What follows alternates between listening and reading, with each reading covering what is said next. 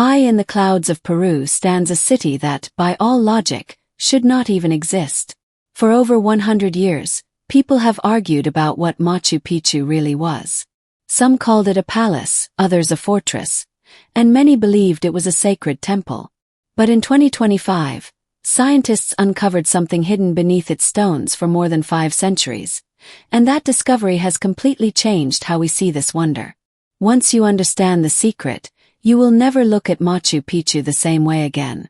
When Yale professor Hiram Bingham pushed through the thick forests of the Andes in 1911, he stumbled upon ruins that shocked the world. Sitting high on a razor-thin ridge more than 2,400 meters above sea level, the city appeared to defy gravity itself. Terraces seemed to hang off the mountainside, temples looked out over dizzying drops, and stone walls rose straight into the clouds.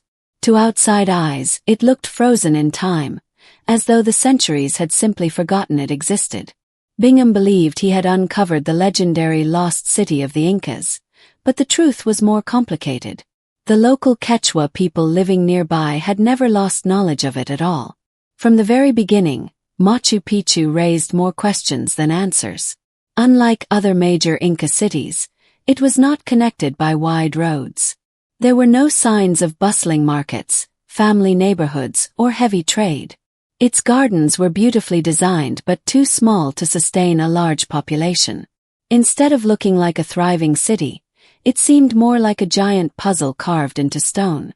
For a kingdom famous for its efficiency and engineering skill, the location made little sense. The ridge it sits on is dangerously narrow and unstable, with sheer cliffs plunging nearly 500 meters into the Urubamba River below. The land surrounding it was too steep and rocky for major farming, and yet, the Incas chose to build here. Why would they create such a breathtaking site in a place that was so difficult and risky to reach? As the 20th century went on, studies only deepened the mystery. Archaeologists noticed that temples were perfectly aligned with the solstices and the moon's phases. The stonework was so precise that not even a blade of grass could slide between the blocks. Clearly, rituals and ceremonies mattered here, but the question of why they built this city in such an unreachable spot remained unanswered. Bingham himself complicated things further. He removed hundreds of artifacts and took them to Yale, sparking a century-long dispute with Peru over ownership. By describing Machu Picchu as his discovery, he helped create a Western story that overshadowed the indigenous knowledge that had always been there. The way people around the world viewed the site was shaped more by outside opinions than by the traditions of the local communities. Geography only added to the contradictions. The sharp peaks of Machu Picchu and Huayna Picchu frame the ridge on which the city rests, shaped over centuries by the river far below. The paths leading to it wind through dense cloud forests and steep cliffs, making the journey dangerous. Unlike Cusco, the Inca capital, Machu Picchu was not on any major trade route. In a culture where connection was everything, it seemed to have been built deliberately to be hard to reach. The practical difficulties were enormous. Supplying food, tools, and workers to such a remote site would have been a constant struggle. The agricultural terraces carved into the mountainside could grow some crops, but nowhere near enough to feed thousands. The Incas built it all without wheels or work animals like horses, moving massive stones with only manpower and ingenuity. The fact that they even managed to construct Machu Picchu is nothing short of miraculous. But the risks were just as great. This part of Peru gets nearly 2,000 millimeters of rain every year, leading to floods, erosion, and landslides. Slippery stone steps made even walking dangerous. The cliffs left no margin for error. One misstep could be fatal. The heavy rains constantly threatened the foundations of the city. In almost every way, Machu Picchu looked like the worst place possible to build a city. Archaeological evidence also suggests it was never meant to be a permanent home. Many of the bones found belonged to workers and servants rather than large family groups, pointing to the idea that Machu Picchu was not a full-time settlement. Instead, it may have been a site with a very specific purpose, one tied more to ceremony and symbolism than to everyday life. The Inca were not careless planners. They built thousands of kilometers of roads, mastered farming on impossible terrain, and organized massive construction projects with incredible precision. Nothing they did was wasted. That means Machu Picchu was not an accident. It was a deliberate choice, built for a reason that went far beyond simple practicality. What if the stones beneath Machu Picchu hold a story older and stranger than the ruins tourists climb today? For more than a century, archaeologists tried to explain its temples, terraces, and perfectly cut stones. But in 2025, everything changed when geologists joined the search. Instead of asking who built the city or why, they asked a different question. What was happening beneath the surface? That shift unlocked secrets that had puzzled experts for generations. Led by Brazilian scientist Rualdo Menegat, the team used tools normally reserved for studying earthquakes. Satellite images revealed hidden lines in the ground. Ground-penetrating radar showed what lay below the surface. Electrical tests measured how cracks carried energy through the mountain. Even cosmic rays were used in muon tomography scans, allowing researchers to see the mountain's inner core. Every method pointed to the same answer. Machu Picchu was not simply built on top of a mountain. It was placed exactly where two massive earthquake fault systems meet, forming a giant natural X. This was no mistake. Modern engineers would see fault lines as dangerous, but to the Incas, they offered powerful opportunities.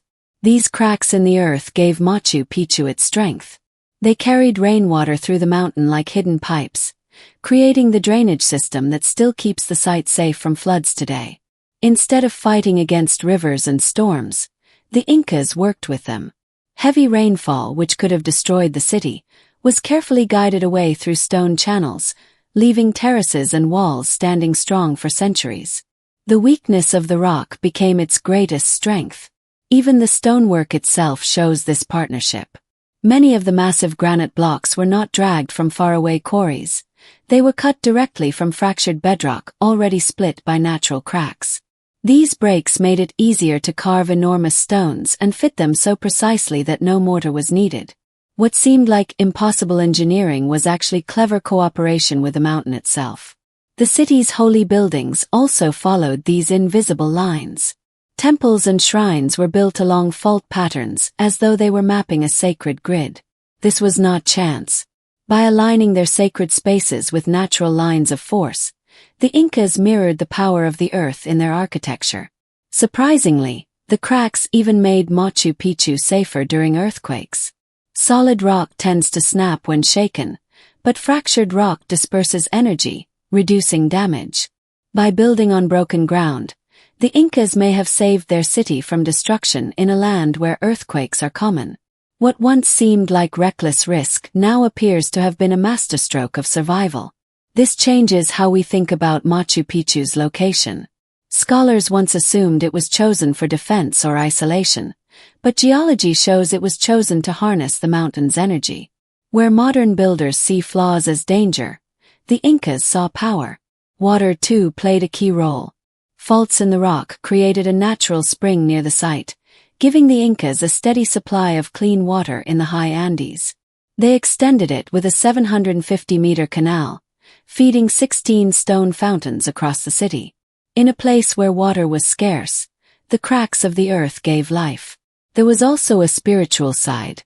For the Incas, mountains were sacred beings filled with energy. Building at the meeting point of two fault systems was not just practical, it was symbolic.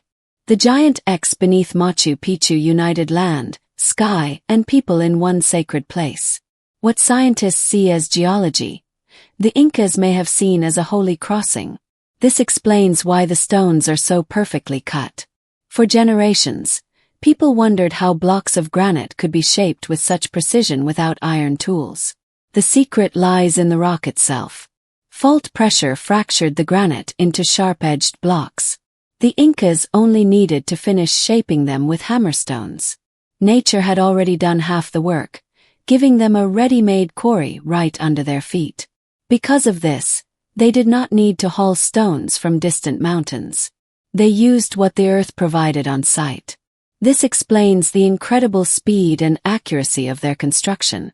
What looked like an impossible achievement was really a partnership between people and mountain.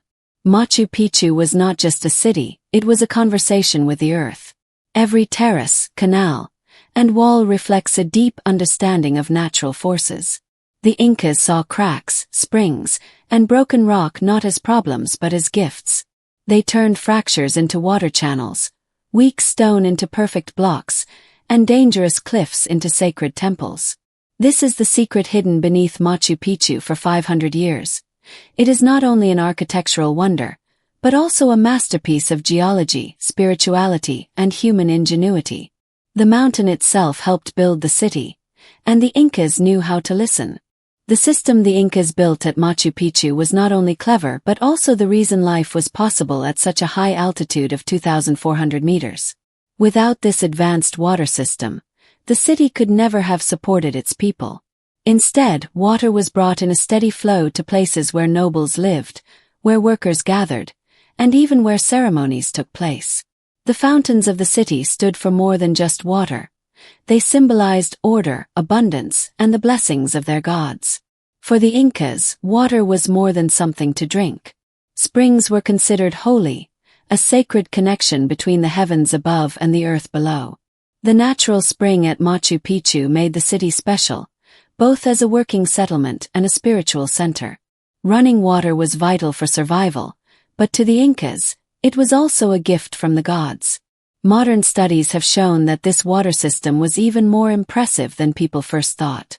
It did more than keep the population alive. It also helped control erosion on the steep slopes.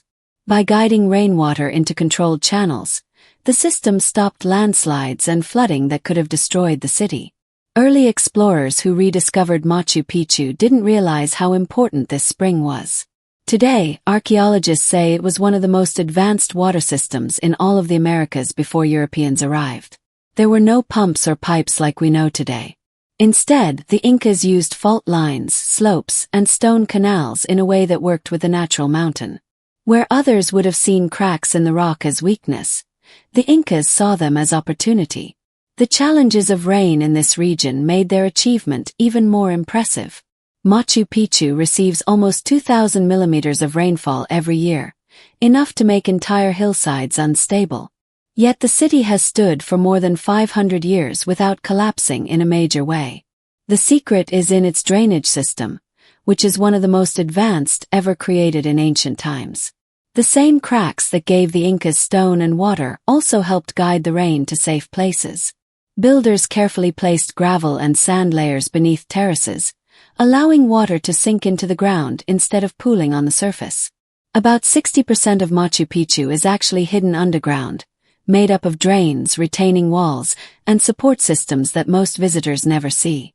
What appears above ground is only the surface of a much greater engineering achievement. The terraces themselves were not only for farming. They worked like filters.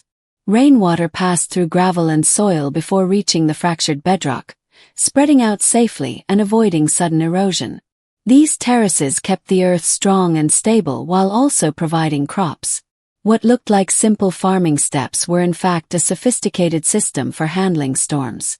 Without this hidden network of drains, Machu Picchu might have crumbled within a few decades, just like many other ancient Andean settlements. But the Incas did not see water as a threat. They understood it as a partner.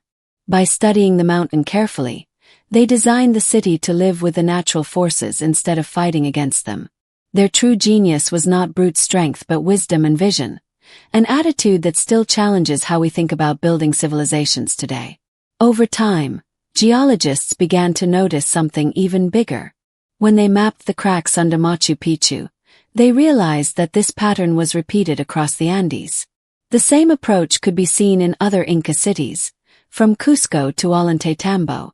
Again and again, major Inca towns and fortresses were built on top of natural fault lines.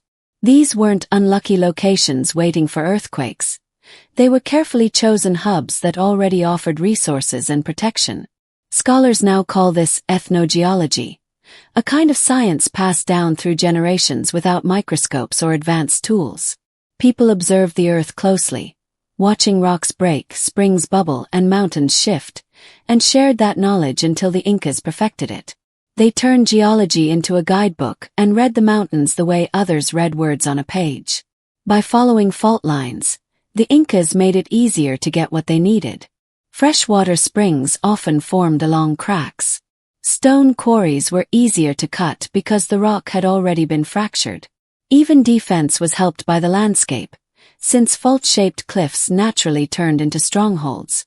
The very bones of the mountains became part of their empire. Cusco, the capital of the Incas, is a perfect example. It was designed in the shape of a puma, but its position was also shaped by geology. Cusco lies at the meeting point of several fault lines, each one bringing rivers and water sources into the valley. This ensured a steady supply of fresh water for tens of thousands of people. What looked like a sacred alignment was also careful planning, guided by the land itself. The same was true at Ollantaytambo, another incredible Inca site.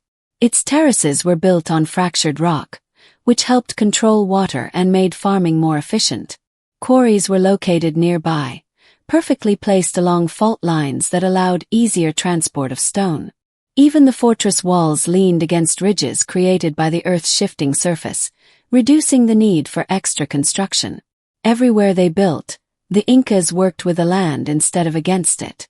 This hidden pattern shows how the Inca Empire was able to expand so quickly without wheels, draft animals, or iron tools. They did not rely on brute force. Instead, they relied on shortcuts hidden in the earth itself. A spring at a fault meant no need for deep wells. A cracked quarry meant no need for metal chisels. The kingdom was efficient because it grew out of the land's natural design. Anthropologists and geologists now agree that different indigenous groups had their own ways of learning from the earth. The Incas, through patience and careful observation, developed a science centuries ahead of what the Western world later called geology. They may not have used laboratories, but they remembered, adapted, and mapped the Earth's rhythms. Every generation added new knowledge, turning it into a living science that guided where and how they built. This shows us that technology does not always mean machines or metals. For the Incas, their greatest technology was knowledge itself, hidden in stories, rituals, and in the stones of their cities. Their ability to see opportunities where others saw danger was what allowed them to create one of the most extraordinary civilizations in human history. The method the Incas used was not only practical but also the key to survival at such a high altitude of over 2,400 meters.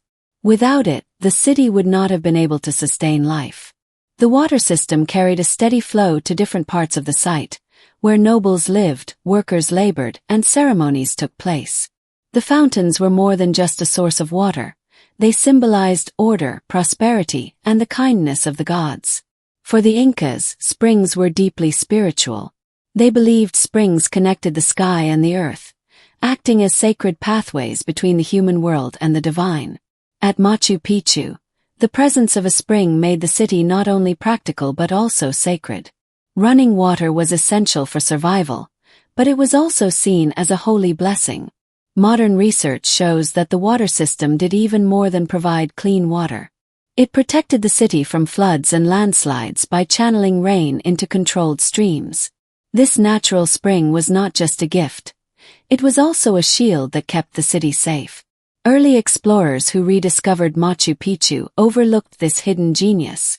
Today, archaeologists consider it one of the most advanced water systems in the Americas before Columbus. The Incas did not rely on pumps or metal pipes. They used the natural slopes, fractures in the rock, and carefully designed stone channels to move and filter water. Where most people would have seen a harsh mountain, the Incas saw opportunity. The challenges grew worse during the heavy rains. Nearly 2,000 millimeters of rainfall each year made the mountainsides unstable.